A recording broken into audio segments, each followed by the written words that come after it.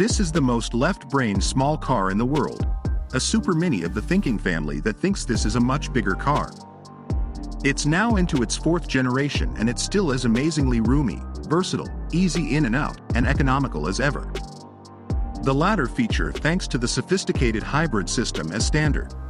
It does make the range seem narrow: 1 engine, 1 power output, 1 transmission. The curveball is a crossbar model, with raised suspension, bits of body plastic, roof rails and a plush water-repellent seat fabric for all the owners surfing like lifestyle activities. Will definitely rise. The interior is very impressive, unless you are a big fan of Jazz from previous generations. Sits nice and upright, as in an MPV. The fuel tank is tucked under the front seats and this frees up a lot of space under the rear seats. You can hide your groceries there, or the rear seat holders fold down to create a large space behind the front seats.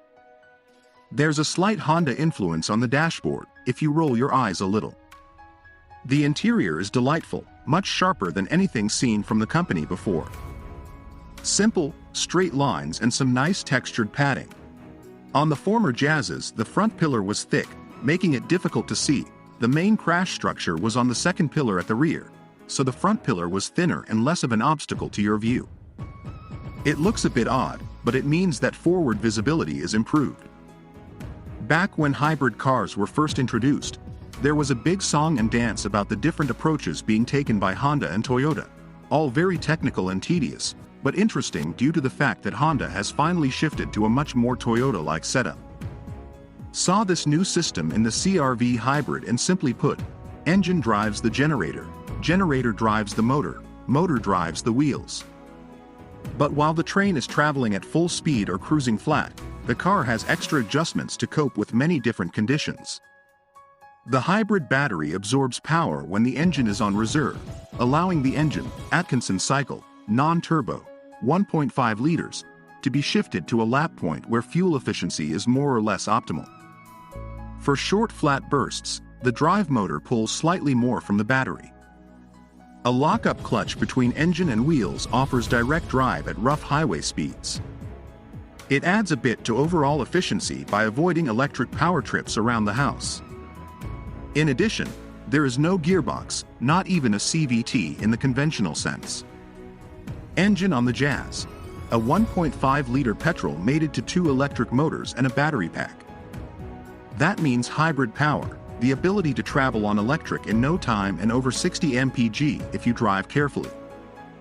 At 109 horsepower, it's no Usain Bolt, but it doesn't feel as deep on faster roads either.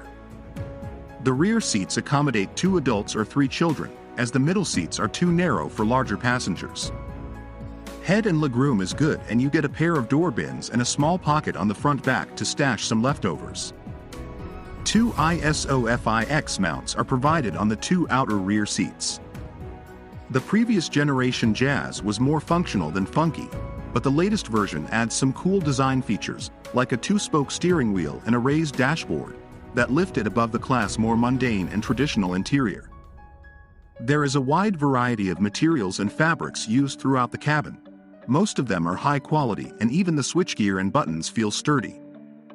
Higher trims get half leather seats and leather-trimmed interior panels. The infotainment system sits in the center of the dashboard, a much improved unit over the old version, although the base SE trim comes with a 5.0-inch non-touch unit which has Bluetooth connectivity and USB connection as its main features. The SR trim gets a much improved 9.0-inch touchscreen unit that adds Apple CarPlay and Android Auto, with the top trim also getting sat-nav, though that's hardly necessary when you can use your phone's built-in navigation app. Both systems performed well with minimal input delays, although some alternative infotainment systems, such as those found in the VW Polo, have more visually appealing interfaces.